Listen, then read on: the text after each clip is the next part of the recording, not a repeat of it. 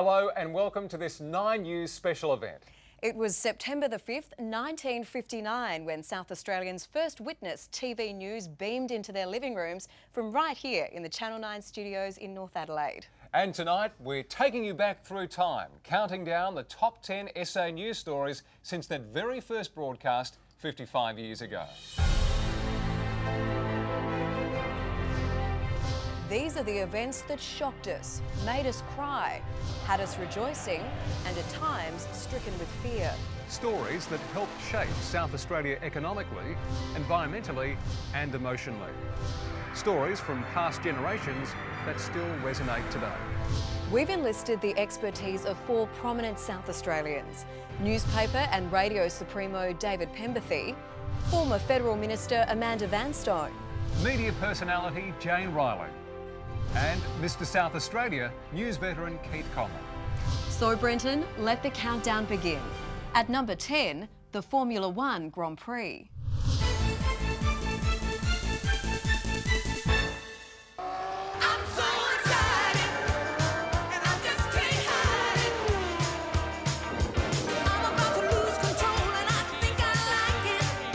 The Grand Prix was amazing. It was a period of great optimism and also it was just a hell of a lot of fun. The place was just ramped up. In 1985, the streets of Adelaide came alive. And the Australian Grand Prix is go! The city brought to a standstill, a world-class track created in our East Parklands. Every night there was a news story about how loud the Grand Prix was and how are you going to protect your ears. If you lived anywhere near it, it was a complete pain in the neck. Which turned into the biggest thing in terms of entertainment. Not just sport, but entertainment for decades. There were countless thrills. They'll both go out! That is Nigel Mansell, and the car absolutely shattered. When you're there, you just sort of get whiplash going like this. And spills. Senna spinning! Spin, spin, spin! Round, round, round he goes! Senna, spin, spin! And in 1995, Adelaide doctors were the real heroes, saving the life of Finn Mika Hakkinen after this high-speed crash. And that would have been at well over 100 miles an hour. There's South Australian people who did that, saved his life and got him back together so he could race again. That is a tremendous achievement.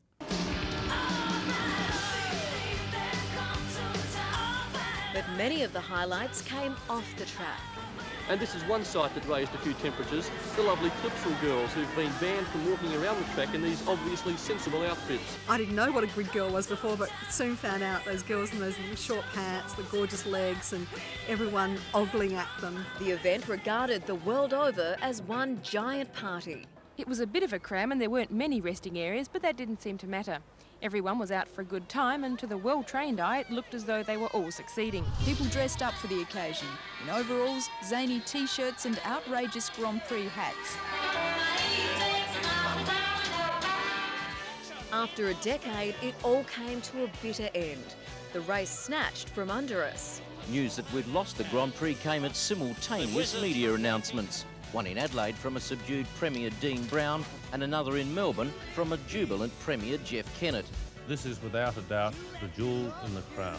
The reaction in Adelaide was immediate and obvious as the news spread quickly around the city. That turned to an anger that was spelt out bluntly. It was absolutely the biggest shot that the Vic's ever fired across our bow. Kennett's dirty deed to snaffle it off us. I believe in competition between the states, that's fair enough. The end of an era. The second longest running street circuit is closed. A new record has been set. The party's over.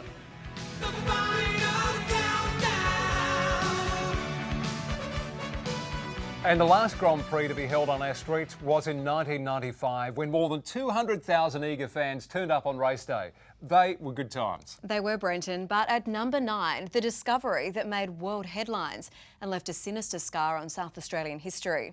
On May 20, 1999, police entered an unused bank vault. From that moment, the small community of Snowtown would be etched in the annals of crime. At number 9, Snowtown, the bodies in the barrels.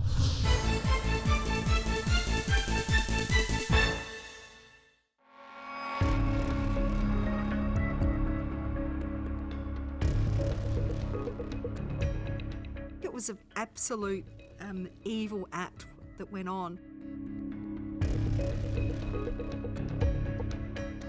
An unremarkable building in a peaceful mid-north town hid a sinister secret. More than 50 police officers swooped on the tiny mid-north town of Snowtown. Inside the disused bank, police opened a door to the worst case of serial murder in Australia's history. It was incredible in the true sense of the word. The bank's vault contained 6 black plastic barrels holding the remains of 8 murder victims. Some still bound, some dismembered. This was so deliberate, so sordid. You could see the police were struggling to comprehend what they had come across. Who wants their son or daughter to be the one opening the barrel, dealing with that? 3 suspects were quickly arrested: John Justin Bunting, Robert Joe Wagner and Mark Ray Hayden. But just days later, this already horrific case shocked the public once again. This horror story switched its focus from rural Snowtown to metropolitan Adelaide today.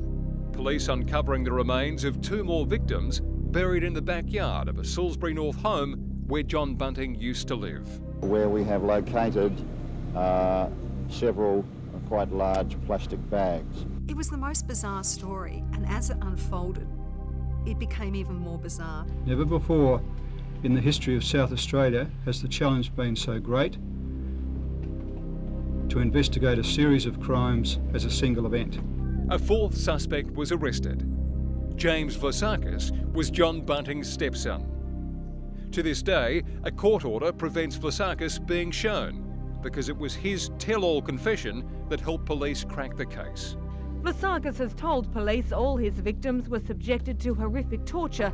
In all, officers identified 12 suspected victims who died between 1992 and 1999. The victims were connected to their killers through friends or even family. Some hadn't been reported missing, allowing the murderers to pose as the victims and pocket their welfare payments. But it beggars belief that a human life would be regarded as being worth so little that you would do it to rip off somebody's benefits from Centrelink. There are terrible people around who will prey on the vulnerable. After the longest trial in the state's history, Bunting was convicted of 11 murders and Wagner 10. Both were handed life sentences and will likely never be released. Star witness Vlasakis was sentenced to 26 years for 4 killings, and Mark Hayden 18 years for helping the killers. Case closed. You couldn't have imagined Hollywood writing a script as bizarre as what the Snowtown murders were. But leaving an ugly scar on a state and stigma on a town. The shame of it was for the town of Snowtown, that was this humble little place in the mid-north of the state that people would stop and have a bit of a break in their trip. Forever will have this legacy of this cruel time that happened there. And for a while, the people of Snowtown considered changing its name to Rosetown. But as time passed and the initial shock faded, the name Snowtown remained. After the break, the scandals, the disasters and the triumphs. The countdown continues. What will be the biggest story of them all? Mother Nature's a cow. No one will ever forget the old It was just utterly remarkable. Welcome back to this 9 News special where we're counting down the biggest SA stories over 55 years of local TV news. Inside these dusty old canisters are hundreds of metres of celluloid film. When television first started, every image you saw was captured on film. Images etched in our state's history, and none more so than the Murray River flood of 1956. There's rarely been a better example of South Australians' resilience. Towns along the river were devastated, but life went on. Vision of men rowing down Mannum's main street will never be repeated. The extremes of our weather are the harshest, most hostile in Australia. And at number 8, the Millennium Drought.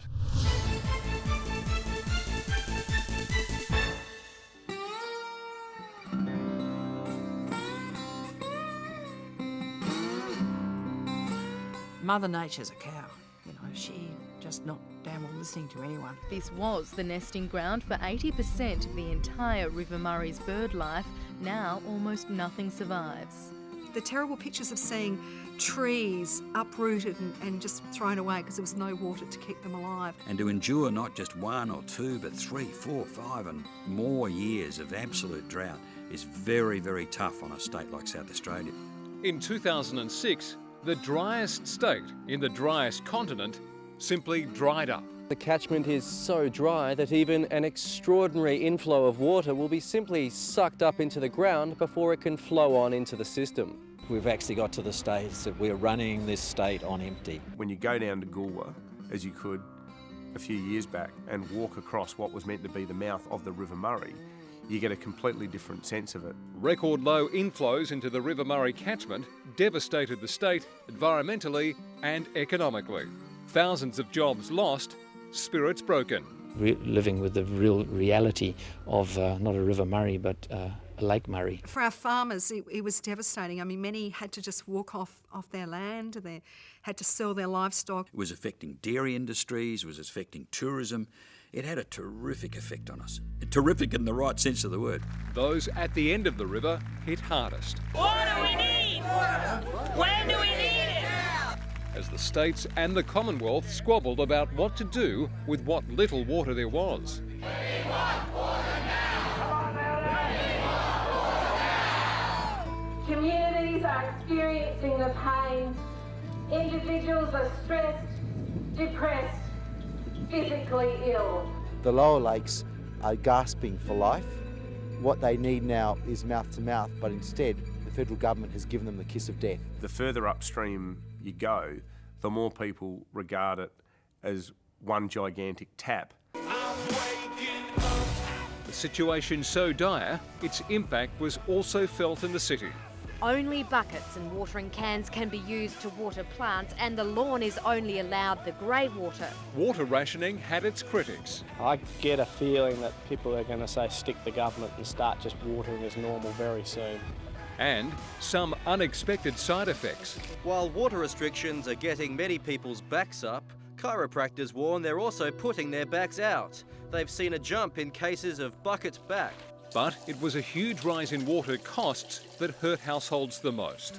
Bills soaring to pay for a $1.8 billion water desalination plant. This year we'll have to increase water prices by 17.9%. As the plant neared completion, the heavens opened. And by 2011, a long overdue change of fortunes. Recent floods have revived the river. One of the biggest hauls of navel oranges in more than 2 decades. At least next time, we'll be better prepared for a not-so-rainy day. From the wrath and uncertainty of nature to the madness and mayhem wrought by criminal minds, the reckless bombing of the National Crime Authority's headquarters in Adelaide's Weymouth Street is number 7.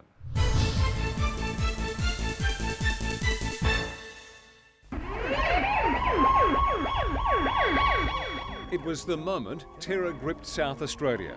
A bomb in Adelaide?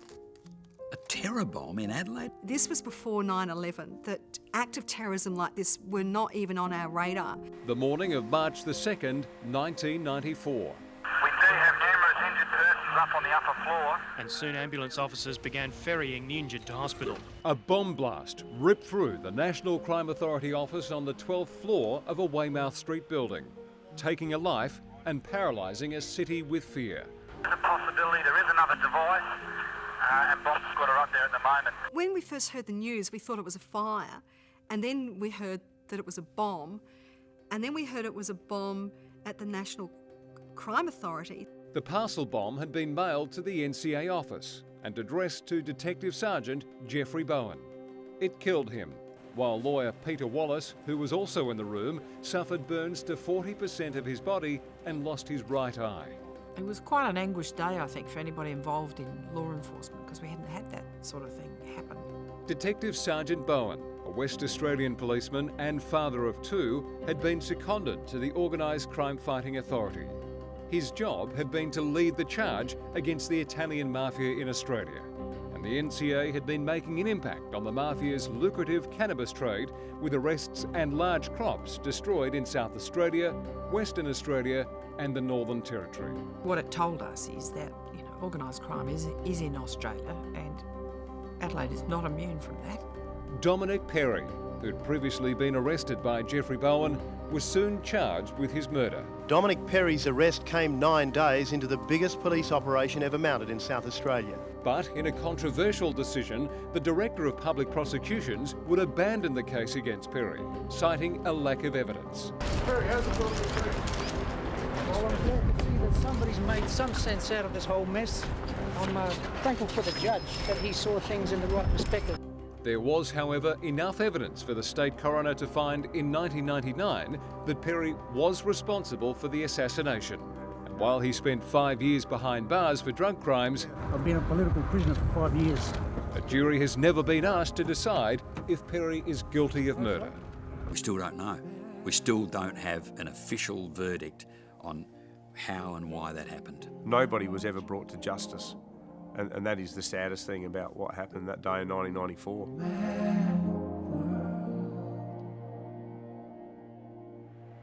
To this day, it remains one of Australia's most significant unsolved crimes, with $1 million reward still standing. When we return, the biggest celebrations and triumphs as we head to number 1. I've seen grown men cry. It seemed to happen to come out of nowhere. Because you couldn't hear them.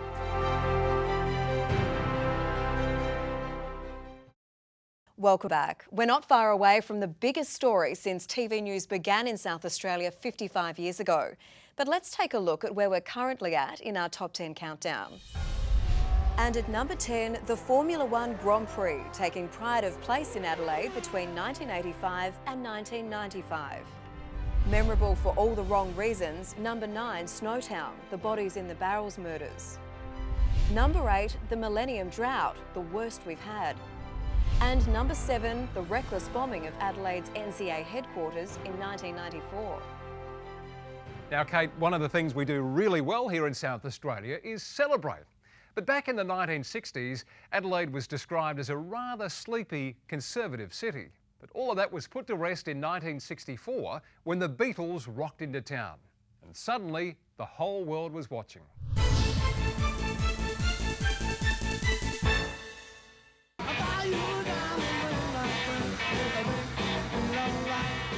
It was probably the greatest party Adelaide has ever seen.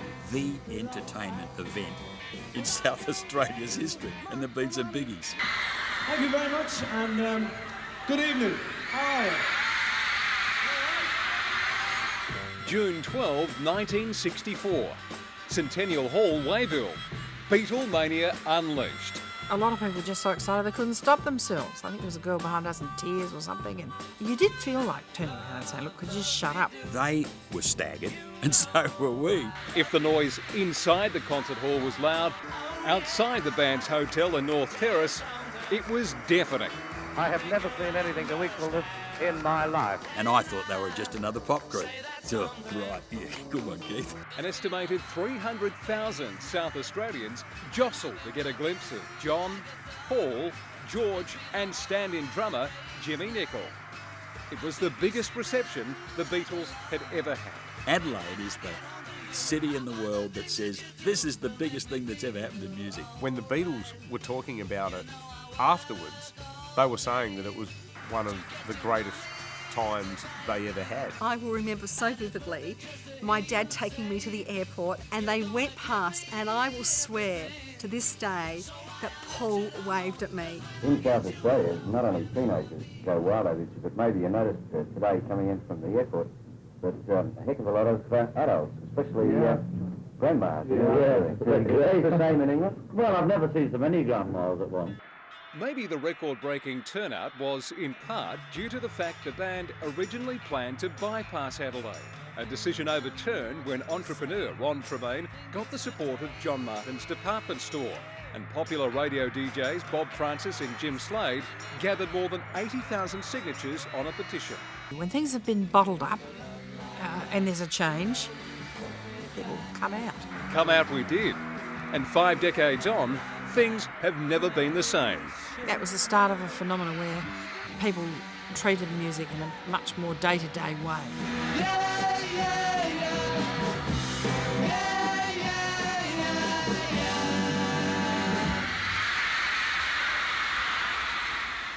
An incredible time indeed. Of course, it wouldn't be South Australia without football. And in 1991, the Crows debuted in the AFL. Port followed 6 years later. At number 5, the Crows and the Power in the AFL.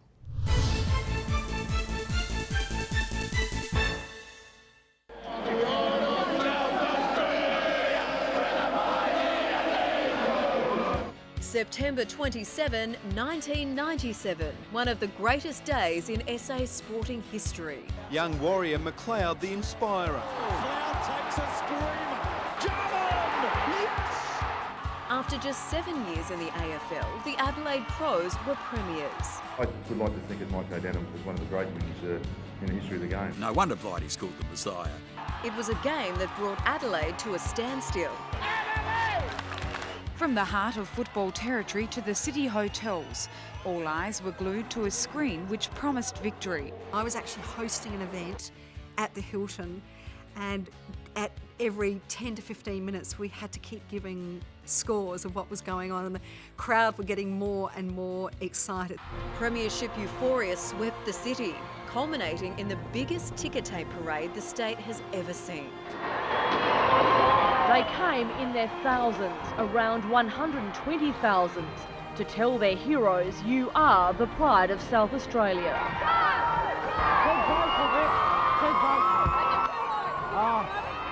Bigger than the Beatles. Felt like a sort of cross between the Brazilian Mardi Gras to some Macy's ticker tape parade in New York rolled into the Christmas pageant. Like, it was the most mind-blowingly excellent thing the city had ever seen. Blighty had to get out of his car, didn't he? He couldn't even get to the town hall. They just mobbed him. It all seemed like a dream, but just a year later, against the odds, history repeated. They are a super football team. They were extraordinary 2 years. The Crows back-to-back premiers. The city again overrun with fans. Mighty, mighty Crows. Mighty, mighty Crows. 2 in a row. That's all there is. Great captain, but nah, don't sing, Biggs. It took 6 years for another South Australian premiership. In 2004, the Power won its first flag on the biggest stage. A coach's tears that told a story of triumph, of relief, and a dynasty fulfilled. There it is! It's all over! History in the making today!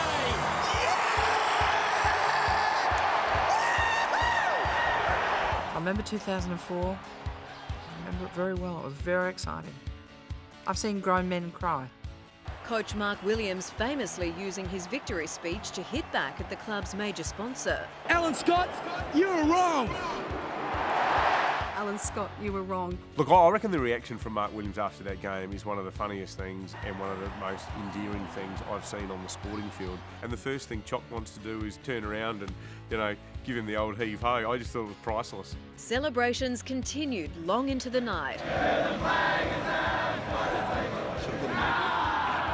Then back to Alberton to present the cup to the fans. What a wonderful day! Congratulations to each and every one of you sticking with us. It only really comes to reality when we come back and see this place packed to the rafters. So 3 premierships that changed the face of footy in this state. What are the 4 biggest stories? Find out next. Phenomenal amount of money. So sordid. Just felt so wrong.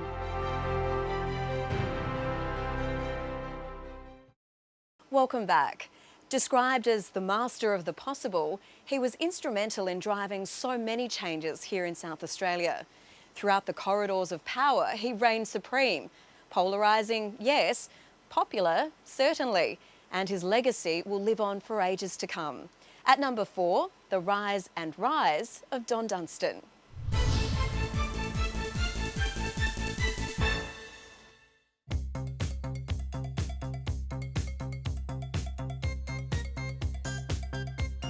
Adelaide in the 70s. The Dunstan era. Don Dunstan has been one of Australia's best politicians. He's dominated politics in South Australia for a decade. We were doing stuff that Australians wanted to know about. It was a time when the South Australian government led the nation in social reforms, anti-discrimination laws, homosexual rights, liberalised licensing laws, consumer protection, and recognition of Aboriginal land rights. It was a time when public enterprise was expanded, spending on education increased dramatically, and Adelaide forged a reputation as the arts capital. He was a bit of a one-man band politically, because it was sort of like the government just sort of dragged along behind him because he was running around a million miles an hour saying, well, let's do this, let's do that. He obviously was a reformer in a social sense and did some good things in that sense. This progressive, unconventional Premier was also, in his own way, a man of the people. He stood at Glenelg to assure the masses a psychic's predicted tidal wave was nonsense. The waters stayed calm. He took up a loudhailer to stem a run on a building society. He helped ban cars from Rundle Street, calling it a mall. And he caused a stir wearing pink shorts to Parliament. The pink shorts and the safari suits, of course, as well. Oh, God, what a show pony. On the more flamboyant side, he wrote poetry and read it to the elephants at the zoo. Then came his cookbook. Well, people in this state, I think, are pretty well used to the fact that I don't do things necessarily because they're usual. I may do them because I think they're good or because they're fun. So, just for a bit of fun, I wrote a cookbook. He clearly just didn't care what people thought. They just brought a different level of culture that we hadn't had prior to Don Dunstan. But there were also grand failings. There was a lack of economic development and strategy. The satellite city of Monarto became a zoo. It's one of the great stuff-ups of his era. And some describe the sacking of Police Commissioner Harold Salisbury over secret files held by a police special branch as Dunstan's greatest mistake. But even in the face of his challenges, Dunstan's charisma shone through. It seems that you have what can be described, or has been described, as a love-hate relationship with the people of South Australia. You're either very vigorously supported or severely criticised. How do you think this will affect you at the polls at the next election? Well, I anticipate that after the work of the government as a team during the rest of our term of office, we'll have more lovers than haters. Can the ALP... Even his retirement was unconventional, announced from his room at Calvary Hospital while shaking and wearing a dressing gown. Even when he announced his resignation when he was very sick, sitting there in hospital talking to the press, he even had a decent dressing gown on. He just had a certain style about him. He was a true leader who said, we will do this, and this is why we'll do it. A reformist who brought true change to South Australian society. Before Australia Day in 1966, the name Beaumont was just another nondescript surname. But after that day, it would come to symbolise for millions the loss of innocence, the failure of systems, and the great unknown. 3 little children never to be seen again. The disappearance of the Beaumont children is number 3.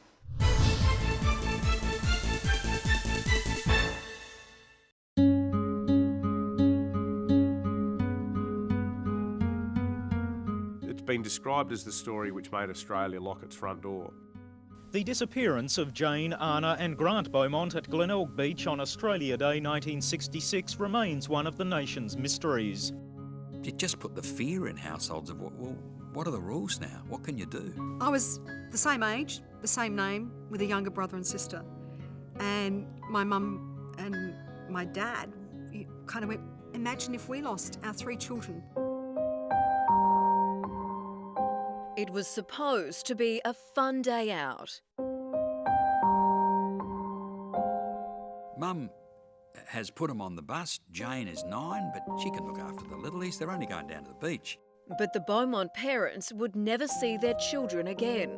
It must have just ripped them as individuals. It was a mystery that gripped the entire state. Everyone wanted to help. Public interest in this case, rather than lessening as the days have gone by to today, 8th, 9th days since the children disappeared, has increased to the extent where we see an amazing sight, a sight which I'm sure has not been duplicated in South Australia before. Thousands of people and hundreds of cars lining every inch of the surrounds of the Padawalanga boat haven. On the one hand, they were desperate for answers, and on the other hand, it probably a bit voyeuristic to drain the pat and then have hundreds of police officers and volunteers and so on just wading through the mud, just searching for clues. In the following months, years and decades, detectives followed countless leads, including digging up a property near the family home at Somerton Park and searching a reservoir south of the city. Police never able to identify a tall man who was spotted with the children by an elderly couple on the day they disappeared. Have you any doubt whatsoever now that these were the Beaumont children? None whatever. Does the description that you were given this morning by the elderly couple of the man tally with previous descriptions? Yes, in almost every detail. Theories were plentiful. Even in recent times, we've had so-called sightings of grown-up Beaumonts in Canberra and other cities. It was just a massive, meaningless headlines in the end. Pressure to solve the case so intense, a psychic was brought in from the Netherlands. Mr. Croyset believes that they played in a hole or in a dig-out. Daar is naar mijn mening een instorting plaats. Heeft naar mijn mening instorting plaats. Yes, and that particular hole or cave must have collapsed. I think he probably believed what he was doing, but that's terrible, that's cruel. I can only imagine for the Beaumont parents how stressful that was. Lots of kids used to go down to the sandhills and dig tunnels and play and be idiots.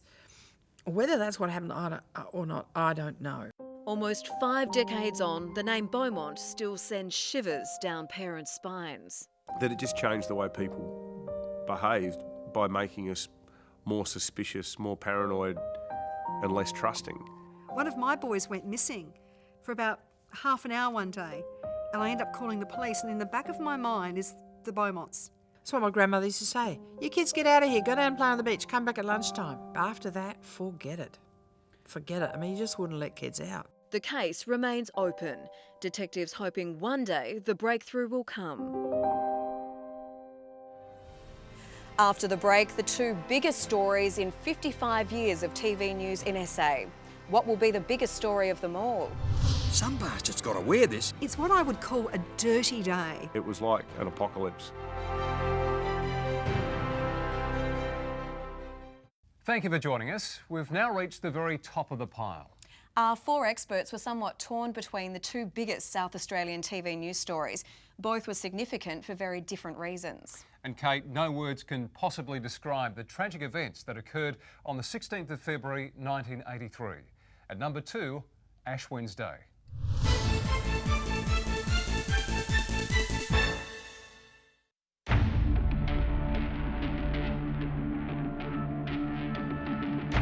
Wednesday, the 16th of February 1983, the darkest of dates in South Australia's history. Ash Wednesday is the natural disaster of the 20th century. The forecast was foreboding. From the moment that I woke up on that day, it felt like something terrible was going to happen. We had extreme heat, we had the wind, it was dusty. It was like an apocalypse. It was just a shocking time all over the state. But even as temperatures soared and winds became menacing, no one could foretell the firestorm to come. Within 24 hours, 28 people were dead, homes destroyed and countless livestock incinerated. The first flashpoint was north of Adelaide. At last report, the whole Clare Valley area is engulfed in thick smoke and dust, and the fire has destroyed at least 5 homes, but possibly more. Suddenly, not only is Clare at risk, but Montero's at risk and other towns. Then through the hills, we got fires coming over the ridge down towards the city. Mount Osmond, you can see them. It's coming down towards Burnside. Green Hill.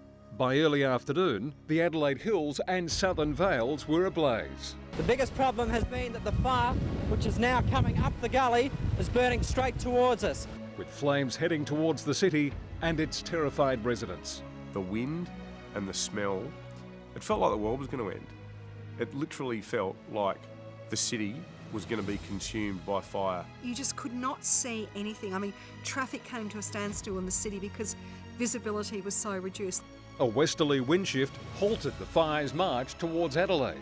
If that hadn't come, suburbs like Blackwood and Belair, Eden Hills, Hawthorne Dean, all of that would have gone up as well. Only to have the hills blazes merge into a massive front, roaring across Mount Lofty Summit towards Green Hill. You just can't believe the devastation. Just look around here. There's just nothing left here at the back. The drama just grew and grew, and the horror just grew and grew. You've got a bushfire that can't be fought. One home lost at Green Hill belonged to veteran radio journalist Murray Nichol, who delivered an extraordinary eyewitness account live to air. At the moment, I'm watching my house burn down. I'm sitting out on the road in front of my own house where I've lived for 13 or 14 years. It's going down in front of me. The roof is falling in. It's in flames, and there's nothing I can do about it. Absolutely nothing. I'm watching my house burn down. It's just etched, isn't it, in our memories, just hearing him describe that. With a ferocity later compared to an atomic bomb, the fires spared only a few. The fickleness of Mother Nature, you know, that one house next door to you could be untouched and you didn't have shrubbery around, neither did they, but yours went and theirs was intact.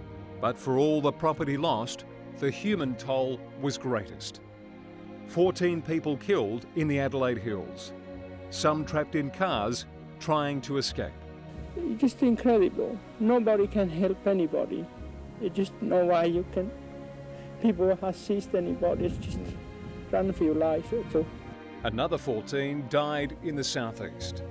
It's uncontrolled. They've been battling for hours to try and control it. Tarpeena, Kalangadoo, they've all been hit. A swath of fire just cut right through both towns, and it's a sheer devastation. Even more in Victoria, where a twin disaster unfolded.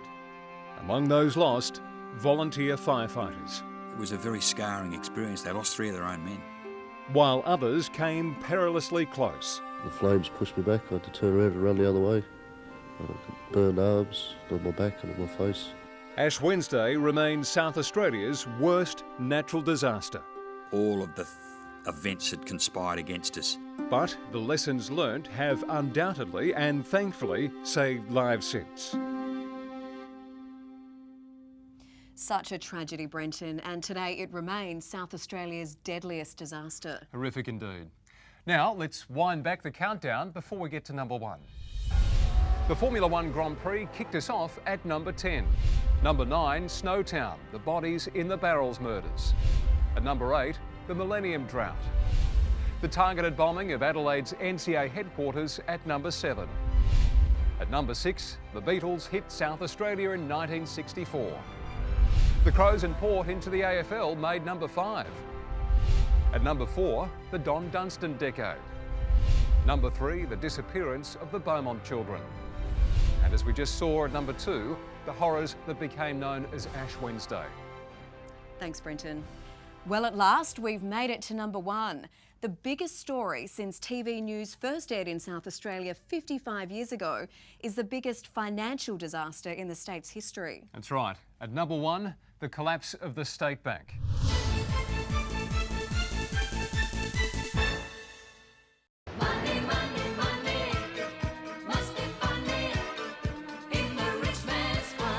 From the excess of the 80s came a nightmare to begin the 90s. It seemed to come out of nowhere. On a Sunday morning in February 1991, a grim-faced Premier, John Bannon, made a startling announcement. Nobody forecast or foreshadowed the full extent of this problem. Bad debts, many funding risky property developments and questionable investments had pushed the State Bank to the brink, in need of billion-dollar taxpayer-funded bailout. Phenomenal amount of money. Well, it started off as $1 billion, and that was you couldn't even contemplate that number. I had never heard of $1 billion before. We'd heard of millions of dollars, but $1 billion. Our own government-guaranteed bank had collapsed. The bank's billion-dollar debt prompted fears thousands of State Bank customers would make a run on funds. There was a real fear. The bank really did cash up that next day. While there was no panic or run on deposits, the disaster would eventually lump South Australians with $3 billion of debt. Probably per capita, the greatest economic disaster ever to befall a government in Australia. $3 billion. We're a small state and not a very prosperous state, so we're probably the least able to afford that kind of complete mess up. The search for accountability would demand a royal commission, where attention focused on the bank's board and executive, notably Managing Director Tim Marcus Clark. And this character emerged in the middle of it all, Tim Marcus Clark, and he was painted as kind of this very mysterious person who lived in a house with a high fence and security camera and an intercom on the gate. Well, back in 1991, no one had that stuff. Having quit as the losses became public, Marcus Clark would later be condemned by the Royal Commission. You're right, you got enough? But his personal liability would be confined to a meagre $1 million settlement to taxpayers as he vanished from public life. But I think Marcus Clark is obviously the villain of the piece because he was the bloke who actually knew or was meant to know what was specifically happening with the finances. But the government had also failed in its duty to oversee a bank it had responsibility for. There comes a point at which you have to say, well, you should have known. Somebody should have known. After attempting to ride out the storm, John Bannon, the marathon man of Australian politics, ran out of time. Well, ladies and gentlemen, I've decided today to tender my resignation as Premier of South Australia. Criticising the bank's bosses as he quit. They have let down me and the people of South Australia. I remember interviewing him. I was on the ABC as an interviewer, and things are getting pretty tense, and I eventually said, some bastard's got to wear this, and he said, I am the bastard and I am wearing it. And of course he did. In one way, people might say, well, that doesn't fix it. But at least he didn't try and squirm. Labor clung to power for a further year before South Australians cast their own inevitable judgment, voting it out of office in a landslide. The legacy of the state bank collapse would last far longer. It was a very tough time, the decade. Taxes were increased to pay for it, had to be. Money has to come from somewhere, don't just print it. If $3 billion fell out of the sky right now, there's a whole bunch of arguments that we are still having in South Australia about how we pay for services that we could shut down overnight. And I'm sure that part of the financial and economic problems that South Australia has now, the debt that we carry now, is the legacy of State Bank.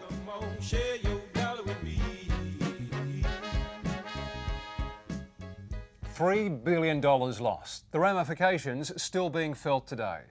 The collapse of the State Bank, the #1 SA news story of the past 5.5 decades, as decided by our expert panel.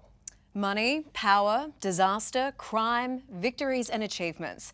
All ingredients from the menu of daily life, no matter what the era. Tonight, we've given you a taste of what South Australians have experienced since local TV news began. We hope you've enjoyed the journey. Thanks for joining us. Good night.